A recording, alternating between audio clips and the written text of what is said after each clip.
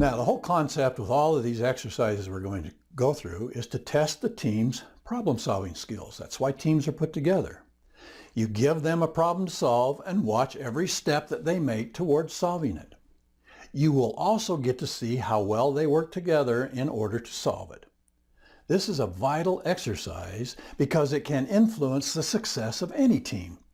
A team that can't handle the task may crumble and fall under pressure. On the other hand, a team that can do this well will be able to go through any difficulties and come out victorious at the end. Okay, now, some of the problem-solving exercises include putting a big puzzle together. Every team member plays a role in ensuring that this is done. You may also present a problem to the team and just ask for them to solve it. This can be anything that has to deal with their work. For instance, a customer care department team may be asked to play out a scene whereby there is an irate customer threatening one of their staff members with violence.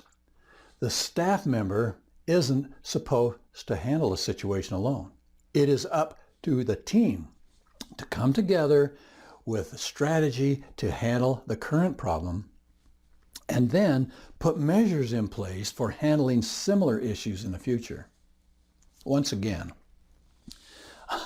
that's a good way to go. I prefer another approach. See, rather than relying on games and exercises, pick a small problem that exists at work, a real problem, not something you made up for this exercise, and try this instead as a training exercise. See, most people believe that you have to be very intelligent in order to be a good problem solver. That's just not true. You don't have to be super smart to be a problem solver. You just need to practice. You certainly don't need a game to teach you problem-solving skills to a team. When you understand the different steps to solve a problem, you'll be able to come up with great solutions as a team, not an individual. So let's go through them. Number one, focus on the solution, not the problem. Neuroscientists have proven that your brain cannot find solutions if you focus on the problem. This is because when you focus on the problem, you're effectively feeding negativity, which in turn activates negative emotions in the brain. These emotions block potential solutions. Now, I am not saying you should ignore the problem. Instead, try to remain calm.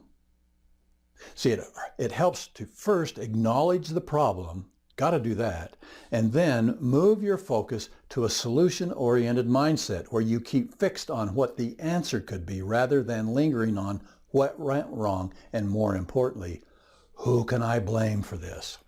Number two, adapt 5 ways to clearly define the problem.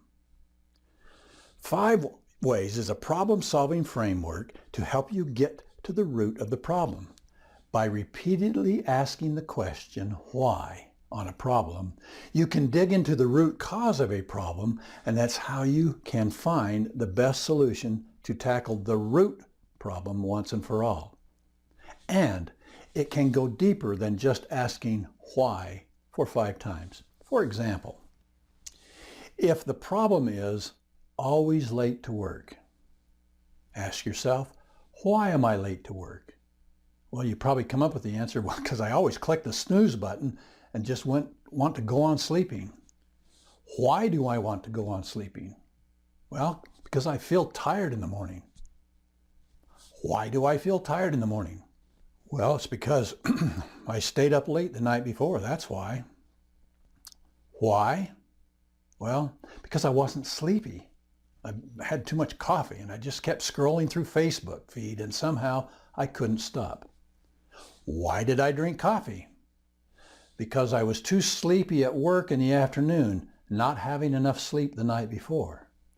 So there you see, if you didn't try to dig out the root of the problem, you may just set a few more alarms and have it beep every 5 minutes in the morning, when in fact, the problem you need to solve is to quit Facebook surfing endlessly at night, so you'll feel more energetic in the daytime and you won't even need coffee. Number 3, simplify things. As human beings, we have a tendency to make things more complicated than they need to be. Try simplifying your problem by generalizing it. Remove all the details and go back to the basics. Try looking for a really easy, obvious solution. You might be surprised at the results. And we all know that it's often the simple things that are the most productive. Number 4, list out as many solutions as possible. Try to come up with all possible solutions, even if they seem ridiculous at first. It's important to keep an open mind to boost creative thinking, which can trigger potential solutions. Now, coming from 10 years in the corporate advertising industry, it is drummed into you that no idea is a bad idea. And this aids creative thinking in brainstorming and other problem-solving techniques. Whatever you do, do not ridicule yourself for coming up with a stupid solution, as it's often the crazy ideas that trigger other more valuable solutions. Keep that in mind for your team too. Keep reminding them of it. Number 5, think laterally.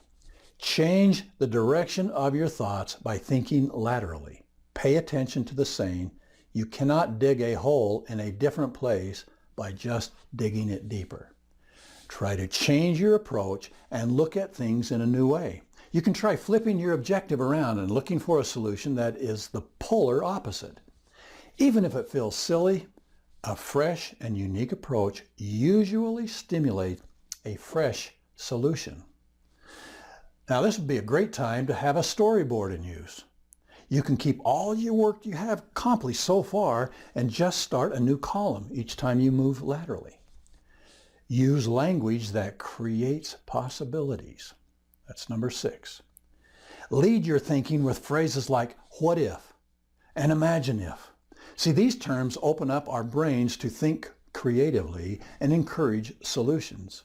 Avoid closed, negative language such as I don't think or but this is not right. Bottom line, there is nothing scary about a problem when you start to adapt my advice. Period. Try it. Trust me. Try not to view problems as scary things. If you think about what a problem really is, it's really just feedback on your current situation. Every problem is telling you that something is not currently working and that you need to find a new way around it. So, try to approach problems neutrally, without judgment. That's hard to do, but you can practice focusing on defining a problem. Keep calm and not to make things too complicated. And above all, please stop trying to affix blame before moving forward. Unless it is life and or death to the guilty party, the person who was responsible will take ownership on their own and they'll correct their own mistakes. Leave it alone.